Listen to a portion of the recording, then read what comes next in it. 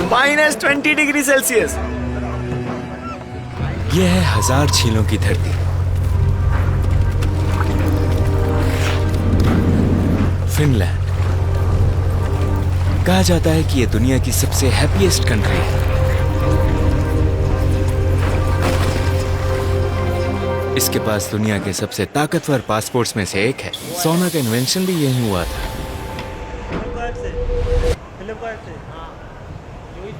इस जगह को लैपलैंड कहा जाता है। सर्दियों में पूरा इलाका जम जाता है। यहाँ सूरज सिर्फ 2 घंटे के लिए निकलता है। जब मैं यहाँ पहुंचा तो नजारा कुछ ऐसा था।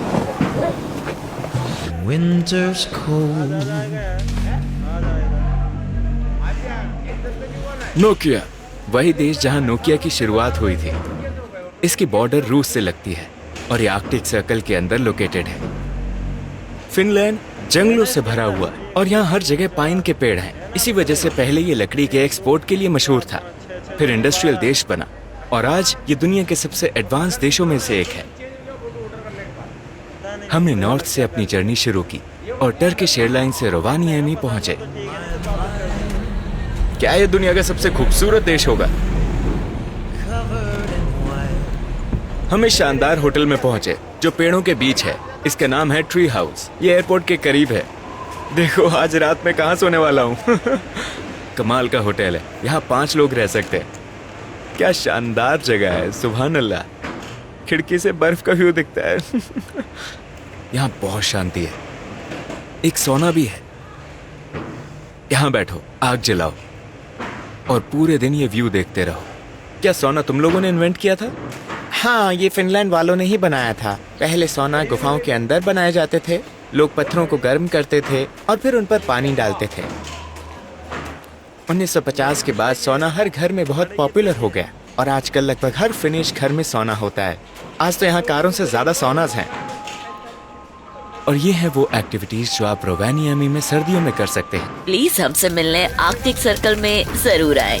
लैपलैंड में आपका स्वागत है। अब हम आर्कटिक सर्कल के अंदर जाएंगे। हम अंदर आ गए। अब हम आर्कटिक सर्कल के अंदर हैं। ये इतना आसान है। ये वही लाइन है ना? आपने इतनी बड़ी दाढ़ी कैसे रखी है? वरना बच्चे मुझे पहचान लेंगे। यहाँ हमारे पास कई रेनडियर हैं जो लोगों को राइड पे ले जा रहे हैं। देखो वो बर्फ खा रहा है। अगर आप बच्चों को दूध या आइसक्रीम दे तो वो क्या चुनेंगे? आइसक्रीम? हाँ, आइसक्रीम ही। रेनडियर भी बच्चों जैसे होते हैं। अब हम आइस रेस्टोरेंट में हैं, एकदम फ्रिज जैसा। देखो बर्फ से बना कैफे। यहाँ कुर्सियाँ भी हैं। पूरी तरह बर्फ से बनी हुई। Ice restaurant? सच में? हाँ। वाह, हम बर्फ के बीच खाना खा रहे हैं। जब हम ये बनाना शुरू करते हैं तो सब कुछ बनाने में लगभग 1 महीना लगता है और ये सब नकली बर्फ से बना होता है क्योंकि नकली बर्फ ज्यादा मजबूत होती है। Easy to build once you know how. His home is compact and strong. फिर हम अपने पैरों से बर्फ को दबाते हैं। ये पूरा प्रोसेस लगभग 1 महीने तक चलता है और मार्च के आखिर तक ये खुला रहता है। फिर बर्फ पिघलती है और सब साफ कर दिया जाता है। ठीक है, ये मार्च में पिघल जाएगा और फिर सब हटाया जाएगा और दोबारा सर्दियों में बनाया जाएगा। बहुत शुक्रिया। Thank you. Thank you. तो हर साल इसे फिर से एक अलग स्टाइल में बनाया जा सकता है। देखो खाना भी बहुत जल्दी परोसते हैं ताकि ठंडा ना हो जाए। देखो ये बर्फ। एंजॉय। उसने कहा एंजॉय करो। Bon appetite, ठंड का मजा लो। लो। ये मशरूम सूप है, बिस्मिल्लाह। हमेशा ठंडा ही रहता है भाई।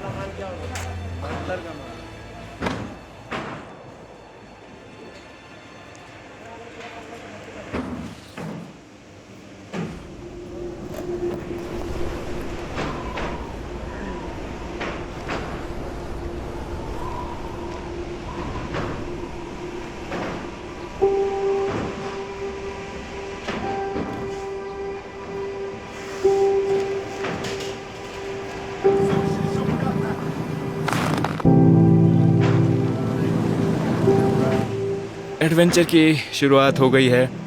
हम एक न्यूक्लियर पावर्ड आइस ब्रेकर पर राइड करेंगे। जरा सोचो, यह है बाल्टिक सागर। अब ये सारी बर्फ तोड़ने वाला है। हम निकल रहे हैं। अब हम स्वीडन में हैं। ये स्वीडन है और वो फिनलैंड है। ये आइस ब्रेकर बाल्टिक सागर को पार करेगा, स्वीडन और फिनलैंड के बीच। दोस्तों ये है आइस ब्रेकर टाइटैनिक। नहीं टाइटैनिक नहीं, लेकिन थोड़ा वैसे ही है। आइए दोस्तों,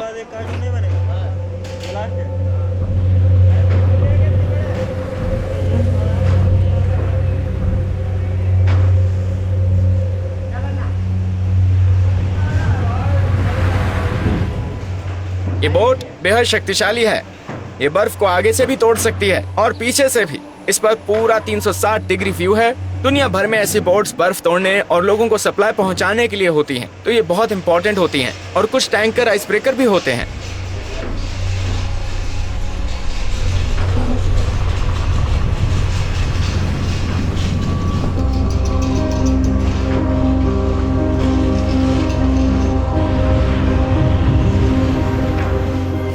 ये दूसरे शिप्स के लिए रास्ता बनाती है जो दुनिया भर में गैस ट्रांसपोर्ट करते हैं। जैसे रशिया दूसरे देशों को गैस ट्रांसपोर्ट करती है। आप सोचेंगे कि वो सर्दियों में कैसे काम करते हैं। जब समुद्र 6 महीने तक जम जाता है तब यही आइस ब्रेकर काम आते हैं। आइस ब्रेकर जिस पर ठंड का असर नहीं होता। हमें इनके बारे में ज्यादा पता नहीं था। ये वाला अब रिटायर हो चुका है, तो इसे टूरिस्ट के लिए रखा गया है। कमाल है।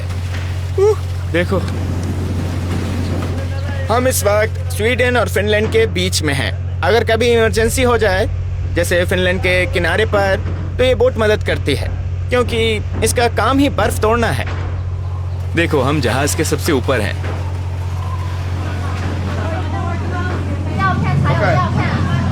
इस सूट के साथ आप जमे हुए पानी में कई घंटों तक रह सकते हैं। आप कम से कम 6 घंटों तक मदद का इंतजार कर सकते हैं। टाइटैनिक मूवी में उन्होंने इसका इस्तेमाल क्यों नहीं किया? शायद उस वक्त उन्होंने सोचा नहीं होगा। सबको स्विमिंग आती है, चलो स्विमिंग करते हैं। यह है सर्वाइवल सूट।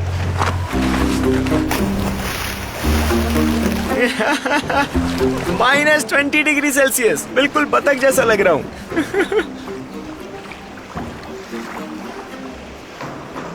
इस सूट में आप जमे हुए पानी में 6 घंटे तक रह सकते हैं।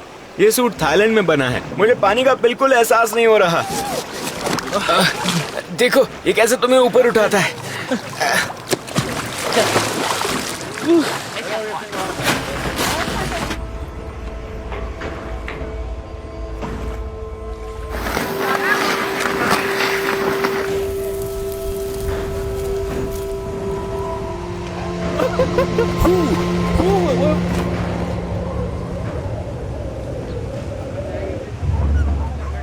अब हम अपनी टूर शुरू करने वाले हैं। अब हम 1.5 घंटे तक जंगल का टूर करेंगे। ऐसा लगता है जैसे आप किसी फिल्म में हो।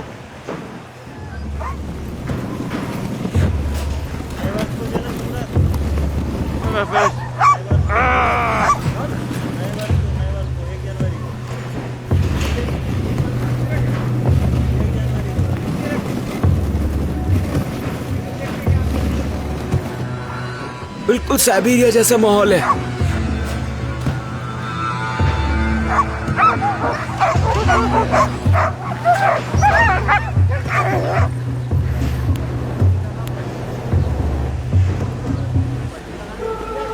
फिनलैंड यूरोपियन यूनियन का मेंबर स्टेट है और यहाँ की करेंसी यूरो है। यहाँ की ऑफिशियल भाषा फिनिश है और दूसरी भाषा स्वीडिश है।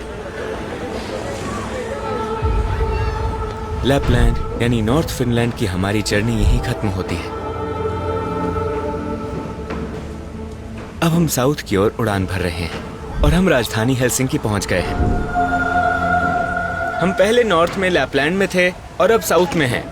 ये देश दुनिया के सबसे हैप्पीएस्ट कंट्रीज में से एक है, दुनिया में नंबर 1। लेकिन हाँ, यहाँ डिप्रेशन रेट भी काफी ज्यादा है। फिर भी इसे सबसे हैप्पीएस्ट कहा गया है क्योंकि यहाँ की लाइफ क्वालिटी, एजुकेशन, सैलरीज और हेल्थ केयर बहुत बेहतरीन है।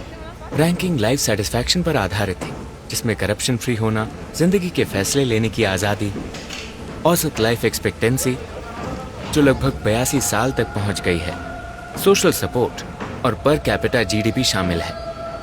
हम अब ओपन सौना में हैं, है ना? हाँ हेलसिंकी में समुद्र के बीच एक ओपन सौना। हाँ, वो देखो। क्या वो राष्ट्रपति का घर है? वो पहले वाला। हाँ, हम राष्ट्रपति भवन से बस 50 मीटर की दूरी पर है। हाँ, फिनलैंड में आपका स्वागत है। तो फिनलैंड में कितने सौना हैं? मैंने सुना है हाँ, कि लगभग हर इंसान के घर में एक होता ही तो शायद है। 5 मिलियन होंगे। हाँ, 5 मिलियन सौना सिर्फ फिनलैंड में। तो तुम्हारा नाम क्या है? अलीना। अलीना में यहाँ घुमाने वाली है। दुनिया में कहीं और ऐसा ओपन सौना नहीं मिलेगा। इस देश ने ही सौना को इन्वेंट किया था। सौना की शुरुआत यहीं से हुई। ठंड से निपटने का ये उनका तरीका है। वो सौना में रहते हैं। ये 27 डिग्री सेल्सियस लेकिन है। ये तो बहुत गर्म है, एकदम स्टीमिंग। हाँ, क्योंकि बाहर की हवा बहुत ठंडी है। ये स्विमिंग पूल है जिसका टेम्परेचर 27 डिग्री सेल्सियस है। तो पहले आप सौना में जाते हैं और फिर भागते हुए वापस इस पूल में कूदते हैं। ये जकूजी नहीं है क्योंकि इसका तापमान सिर्फ 27 डिग्री सेल्सियस है, लेकिन सौना का टेम्परेचर 90 डिग्री सेल्सियस होता है। हाँ, फिनलैंड में लोग हफ्ते में 4 बार सौना करने की सलाह देते हैं। 1990 के दशक में पूरी दुनिया ने नोकिया कंपनी के जरिए फिनलैंड को जाना और नए मिलेनियम की शुरुआत में भी दुनिया भर में इसका नाम था। क्या आप जानते हैं कि नोकिया का ग्लोबल मार्केट शेयर कभी 40% से भी ज्यादा था और फिनलैंड की लोकल इकोनॉमी में इसका 25% योगदान था। जरा सोचिए। हाँ, फिनलैंड की इकोनॉमी नोकिया पर निर्भर थी। ये है नोकिया। देखो, ये फोन याद है? लेकिन 2007 में आईफोन ने बाजार पर कब्जा कर लिया। नोकिया की शुरुआत कहाँ हुई थी? नोकिया शहर में, नोकिया नदी के किनारे। नोकिया में आपका स्वागत है। 2007 में एप्पल ने नोकिया को जोरदार झटका दिया जब उसने अपना टच स्क्रीन स्मार्टफोन लॉन्च किया जिसने कम्युनिकेशन की दुनिया बदल दी। उसके बाद आईफोन ने नोकिया का ताज छीन लिया और नोकिया खत्म हो गया। and just make a giant screen. हालांकि नोकिया ने मार्केट पर राज किया, लेकिन उसने बदलाव पर नहीं सोचा और वक्त के साथ खुद को बदला नहीं। Let me reintroduce the iconic Nokia 3310. He asked what is the most iconic device that you have ever seen from Nokia, and we thought that why not, let's have some fun, and we created this device for the consumer. 2013 तक Microsoft ने Nokia को खरीद लिया और Nokia के devices और service business को acquire कर लिया। फिनलैंड की रशिया के साथ बहुत लंबी बॉर्डर है, 1300 किलोमीटर से भी ज्यादा, और राजधानी भी इस बॉर्डर के काफी करीब है। लेकिन क्या फिनलैंड न्यूक्लियर वॉर के लिए तैयार है? ये हम जानेंगे अगले एपिसोड में।